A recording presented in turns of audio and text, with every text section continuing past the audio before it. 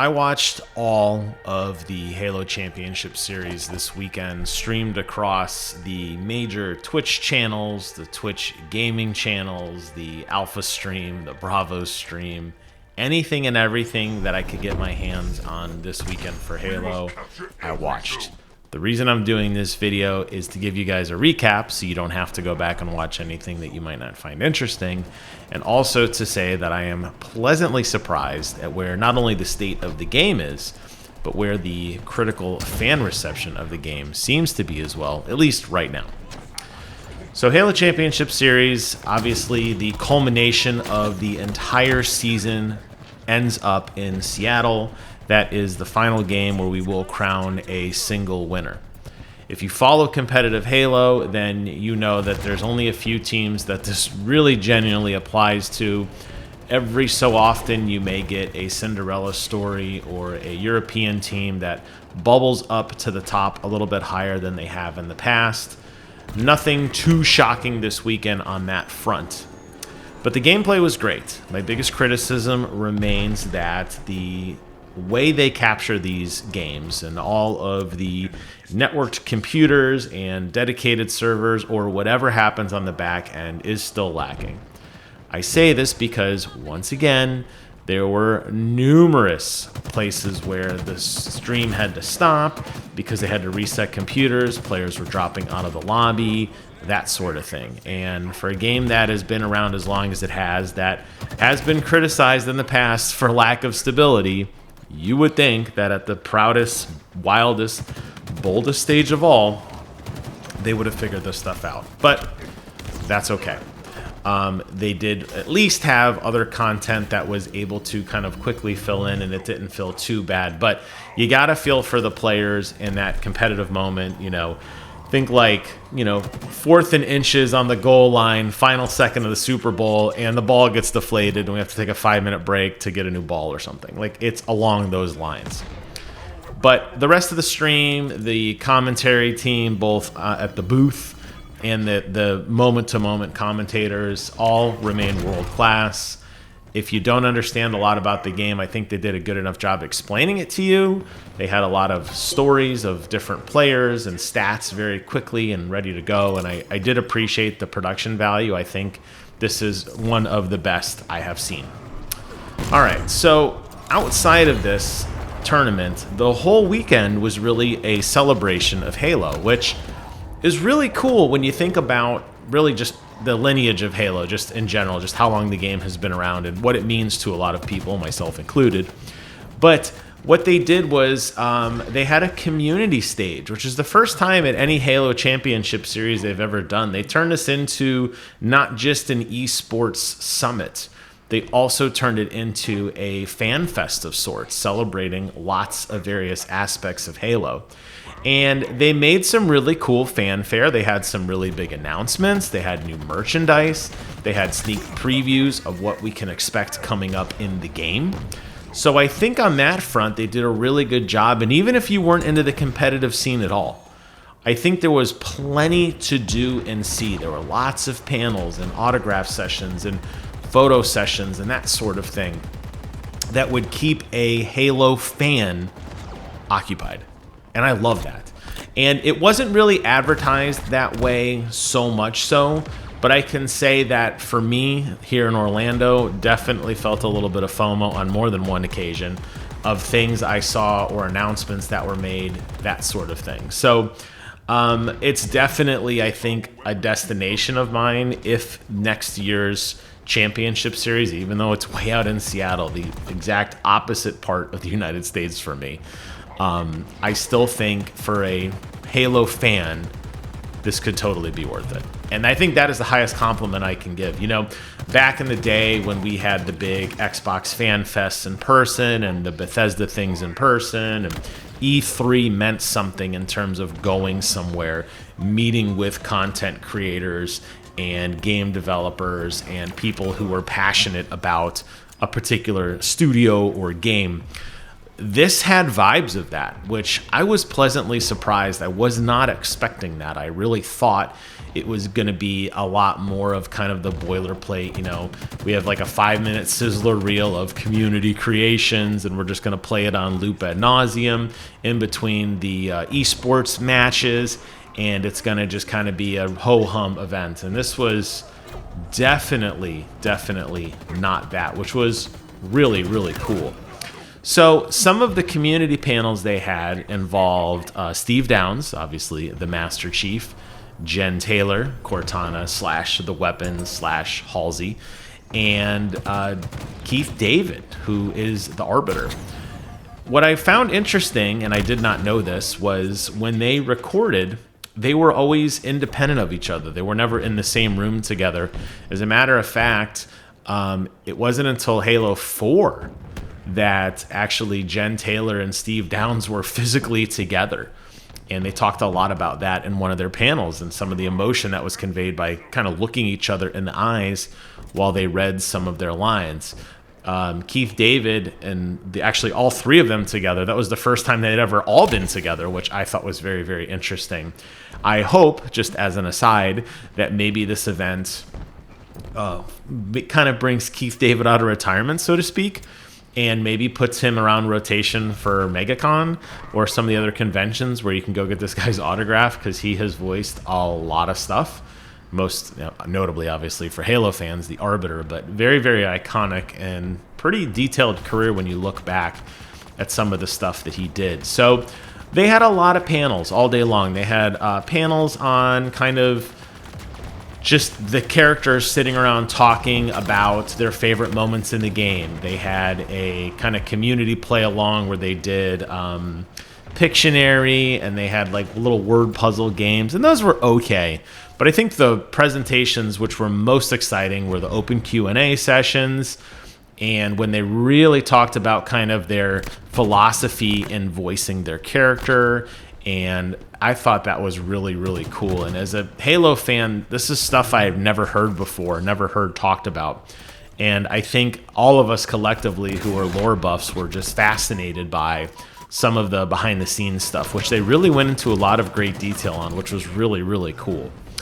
So those panels were great. The great thing is they're all on YouTube. You can go back and watch the snippets of the panels you want.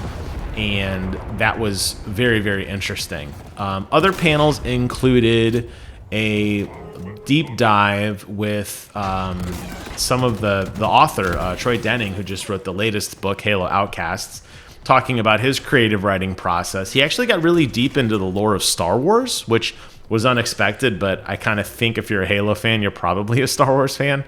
That was really interesting as well, but he talked a lot about how kind of the books come together, the left and right limits, so to speak, of his when he would write stuff, like what he was allowed to talk about, some of his favorite characters, favorite moments, that sort of thing.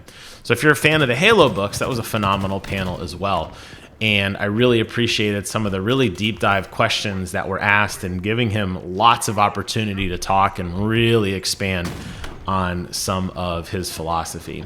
So the panel part of it was awesome as well. And they even had a really cool cosplay contest with some of the most insane, like these would be doubles, or they could probably get right on set for the Halo TV show and you would not recognize that this was a fan created costume, which I think is true of a lot of stuff. Again, going back to MegaCon and how, going to that every year, seeing a lot of the effort that people put into their costumes, which is really, really cool.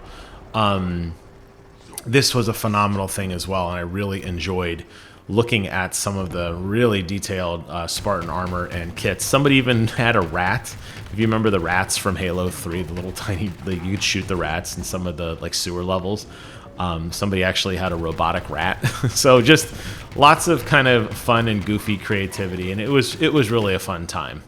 So there was that whole celebration of it. But then the news on top of all of that, they had the major announcements. Obviously, they did a complete deep dive of Season 5, which comes at a phenomenal time in the game. I think the game has gained a significant amount of traction lately. It has gotten a lot more fun in terms of just the polish of the game, a lot of the core aspects of performance and gameplay modes and maps and types continues to evolve. And just as an aside, this is really, really indicative of just how great the new leadership has become, and really indicative of how great, what happens when you eliminate a person like Bonnie Ross, who I thought was horrible for this job, and you replace her with competent management. And you get people who are really good at what they do and can genuinely make great experiences. So you're seeing that. You're seeing the culmination of a lot of those changes actually come to fruition.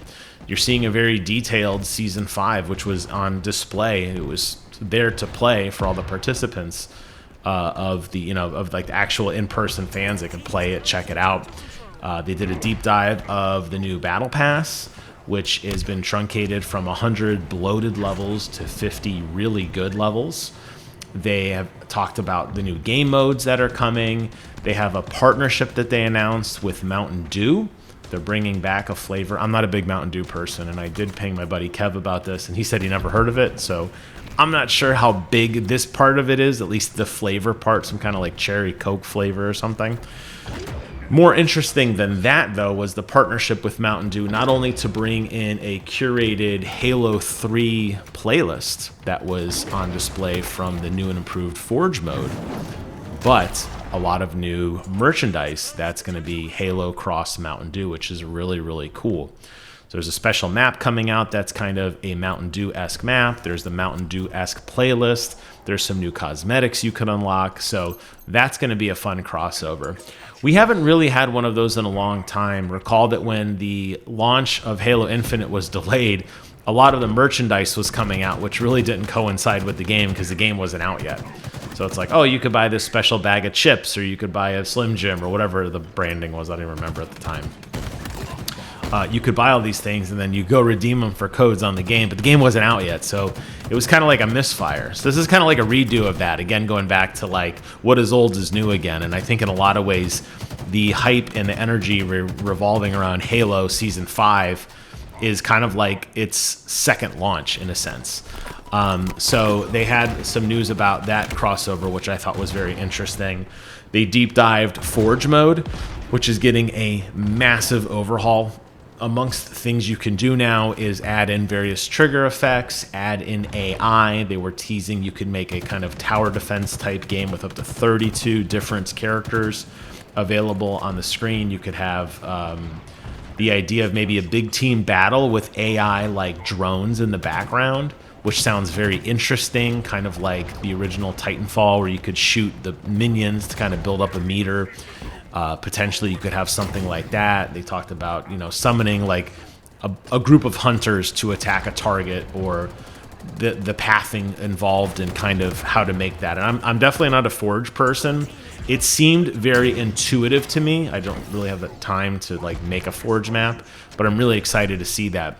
And in addition, I think the best part about it is incentivizing you to play Forge, because now experience earned in Forge will carry over into your main battle pass. So if you want to play custom games to continue to grind your rank or continue to grind whatever, and they're fun custom modes, you can do that.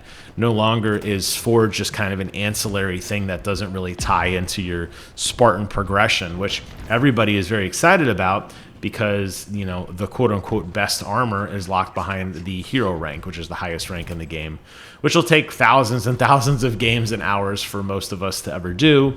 However, the idea is that anything you do will now progress towards your battle pass. That's a really big deal, and I think that really is going to change the game a lot. So lots of really good news came out of this from really any avenue that you cut it, whether it's you're a fan of the merchandise and the crossovers or the special events, or you're a fan of the competitive gameplay, or you're a fan of the lore, or you're a fan of the characters, or the behind the scenes, the kind of the voice actory type studio stuff. This really had something for everybody. And I think it was a great celebration of all things Halo. And I was pleasantly surprised, I think more than anything else, to just see, one, the positive reception on all the social media platforms I visit, but the fact that it had such a high engagement. the amount of people watching this across the various streams and talking about it, and having my friends who aren't really even into Halo the way I am asking me about it was really kind of cool. It's like, oh, we're kind of like back. This is like the in thing again. Like, we've become relevant. And we really need this from the Infinite front. I know the Master Chief Collection has, you know, really reached its peak of just cool things and fun new challenges and bonus skulls that they've added, and playability and performance, and all those wonderful things are just phenomenal. We never really got that in Halo Infinite, and it's really disappointing that it's taken as long as it has, but it's here. So that'll wrap up everything about Halo Championship Series weekend, the fan event, everything you need to know in 16 minutes or less. I hope you guys are as excited as I am for the future of Halo. I think it's in a really, really good place. Thank you guys so much for watching. Take care of yourselves. And until next time, I will see you guys on the other side.